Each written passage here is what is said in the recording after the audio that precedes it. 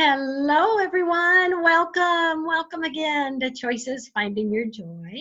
Paula Vail here, founder of Wellness Inspired, and a lot going on. So happy to have everyone with us today. I am going to do a quick shout out to everybody. On my website, you can get a free copy of my book, Why Am I So Happy? Check it out. I'm just so thrilled, and I'm thrilled with all the emails I received from all of you. Keep them coming, please. I am just touched and honored to share with you today an amazing woman. We have with us Denise Roussel. She is the author of her latest book. She has written 10 books, which is Creating a New Earth, Waking Up to Who We Are. And she has an absolutely inspiring message and story that I will let her share with all of you. First off, Denise, welcome to the show. Thank you so much. Thank you for having me. It's amazing. Oh, And thank you for all that you do and that oh, you bring thank to our you. world. And you too, my energy sister. You're making a difference in so many lives. I would love for you to share with the audience some of your background and what brought you to the passion and what you're creating today in so many ways. Well, I would like to just jump right in. Awesome. On October 26, 2014, my middle son, Corey, died suddenly and unexpectedly. When he died, it was this powerful awakening experience for me. And losing a child is very traumatic. But somehow through that experience, I received two gifts. And they were the gifts of acceptance and the gifts of perspective. And I knew something greater than Corey's death was going on. Corey lived this very dramatic life, including drug addiction, homelessness, serious bicycle accidents, and well, it was like this, woo, woo, woo, woo, because he also went through some powerful, and he also had some prison time, and he went some powerful transformation, which happened in prison. Yeah, thank you very much. And he brought me along his transformation process, and I didn't know this at the time, but he was preparing me for his exit.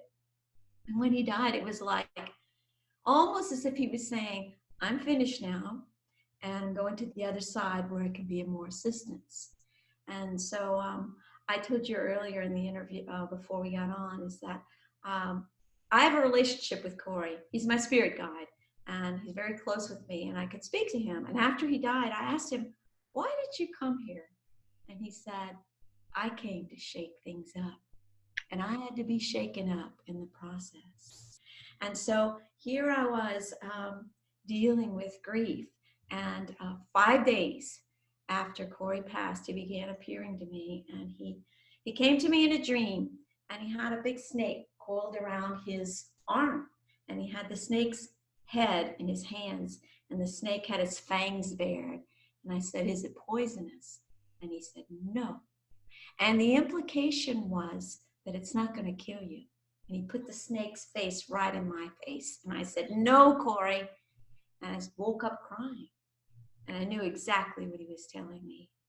He was telling me, I need you to face your fears, Mom. Because you have a big job ahead of you. And it's going to require a lot of courage. And I need to tell you, from that day forward, I have been facing my fears, allowing and opening, facing my fears as the love that we are. And I've continued to open and open and open, and it's amazing. So through my journey, what I was having mirrored to me over and over is my fear of abandonment, rejection, and my unworthiness. And I was able through that process to develop some really, really important practices. So I knew intuitively that what we were doing is embodying unconditional love. And I also want to interject that I realized that Corey and I came here for some very specific reasons, and that we'd been working together for very many lifetimes, and that in this incarnation, what we came here to do is literally to shift human consciousness and to create a new earth, literally. And that's the name of the book, and the picture there as well. So anyway, so what I realized is that after the way I responded to grief is I went outward in love, and I began connecting with people, and I connected with homeless people, and I began writing and sharing, and as I began trying to just share this unconditional love, it was a healing, cathartic process. So I started writing the books, and the first book was Beyond This Space, my son Corey's story and how he changed my life. Corey had spent nearly a year in federal prison on a charge related to alien smuggling, crossing someone illegally across the border. And it was from prison that he had chosen to transmute his prison sentence into a time of personal transformation. And when he got there, he turned his jail cell into an ashram, a temple, a college classroom, a psychotherapist's office, and he began to read and write and meditate and share. And so he wrote many, many letters, and in each letter, he was just sharing different avenues of transformation and what was going on in his life, and prodding and planting seeds in my life. And that was his preparation. And I took those years worth of letters and compiled and edited them into a book called The Way Out, A Guide to Being Free from the Prison of Your Mind. This is gold here. Very powerful. He was brilliant. So as time goes on, after about a year in my grief journey, Spirit said, okay, you've been going outward in love. Now I need you to get really still, and I need you to start going inward. And I need you to start loving your darkness, all of your sadness, your anger, your anxiety, your fear. Oh. So I just went through this process where I just kept getting all of these fears mirrored back to me through situations. And I just kept going back to being present, learning how to hold space for myself. Those are the two major practices that I've acquired to bring me to where I am today, to open me to the divine, limitless beings that we are. And so I learned how to practice being present. And there's lots of ways that I've done that. And by the way, I don't recommend that you try to be present with your fear and anxiety when you don't know how to be present to begin with. It ain't easy. So first I learned how to be present, and then I started practicing learning how to hold my fear and love and accept all of my fear and resistance as it arises in this moment. And so it's a practice, because that's not what we're trained to do. And so I just kept doing it until at some point, 3 years after Corey died, I just came home to myself. What I mean by that is I realized that since I was a small child, we abandoned our parts of ourselves. We kind of like lock them away in the basement of our heart. All of our fear and sadness, anger, boop, you stay there because nobody likes you. Yeah, I don't want to think about you. No. But these are parts of myself, and they want to come out, and they want to be seen, felt, heard. They want to be loved exactly as they are. Paula, that's what every single person on this planet just wants, to be loved and accepted exactly as they are. It's the start right here. It's right here. Yes. Ourselves.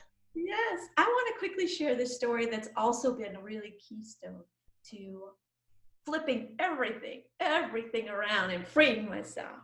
And this is the story of Beauty and the Beast. The Beast is the prince in disguise as the Beast. And he's waiting for the kiss of unconditional love to set him free. And Belle can't know that he's the prince. She must love him as the Beast. And when she kisses him, poof, Yes. he morphs back into the prince.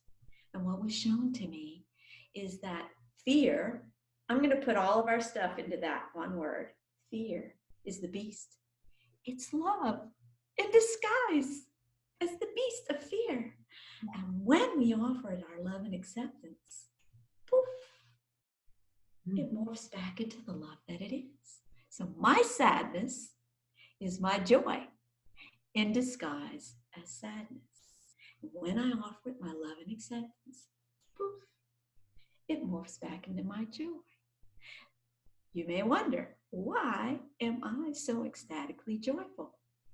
Because this is our natural state. Yes, it is. I have poured my love and acceptance onto my grief, and poof, what comes out? Ecstatic joy. Yes. Can't make it up. Our anxiety is our excitement for life. Our anger is our passion and our power. And so now, here we're tasked with the privilege and the honor to harmonize all these parts of ourselves back into the love that we are. This is why we came here. Yay! It's a privilege and an honor to bring world peace to this earth. I start right here. Yes.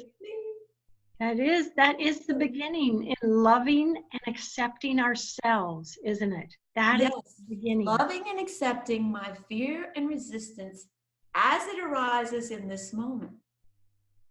You know, we have this thing, and there's a part of us that's a real bully. It's called spiritual ego. And it says, you got all this stuff wrong with you and you got to fix it. No, there's nothing wrong with you. You have unlimited value, and so do I. It's who we are. So I'm not here to go on some kind of a witch hunt for something that's wrong with me. I'm here to be with whatever arises in this moment. And it's only from this moment that I could do this work.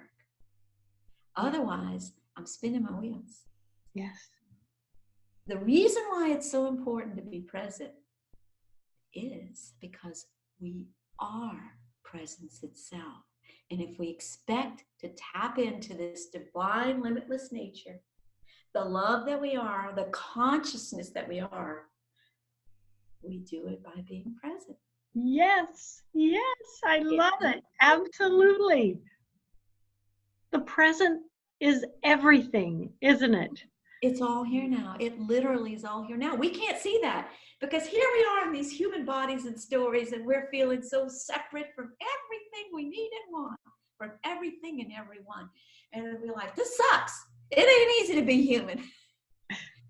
So we're here feeling all alone. It's not easy. It has its moments, yes. Yeah, and it's like we have these blinders on because we literally can't see that. Literally, every time, every space, everything, every universe is literally here now. We just like, whoop, can't see that. Yes. Well, when we're able to be present, whoop, we open. We're like, oh my gosh, this is amazing. Yes. What we connect to when we take the time to be in the present moment and be aware. Oh gosh, what we can connect to and give ourselves. Isn't it wonderful? It's amazing. So I want to share with you that I am in a place in my life where I realized, yes, I've published 10 books. By the way, I've published 10 books, grieved the loss of a son, traveled extensively, produced lots of art, hosted numerous events, shared daily inspiration without being busy. How in the world did I do that? How do you do that without How did I do that? And I'll tell you how. I need to know. I did it by being present. Present. Because when we're present, we tap into our limitless nature. We're just trying to work harder. And guess what? Life does not have to be hard. No, it can be graceful. effortless, and a whole lot of fun. It really, really can. And I want to help people do that. I have launched community, Creating a New Earth community, and everybody here is invited to be a part of this community. It's a membership, and basically I'm supporting people through practical tools. Like I told you, I have these practices of being present, holding space in a number of ways to flip the script, reprogram ourselves. I have inspiration from personal experience, and I have powerful perspective because you frickin' can't see the picture when you're in the frame. When you're the one suffering all this stuff, you're in that movie and you're the actress in the movie. It's like, I can't tell that this is not everything that's happening, and this sucks. All I'm doing is suffering. You can't see that you're out there. You're the director, producer, and observer of your movie, and it looks a lot different from over there. And you're able to skillfully create a different reality if you could see it over there.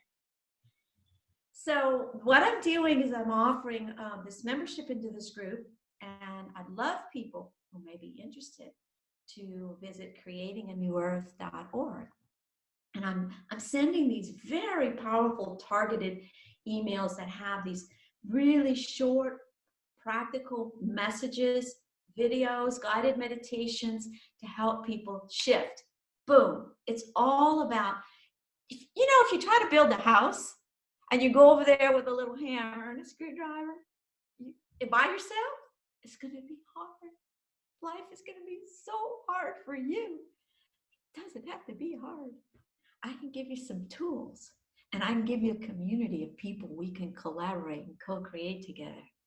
And boom, you can free yourself. Free yourself. Life can be fun. Yes.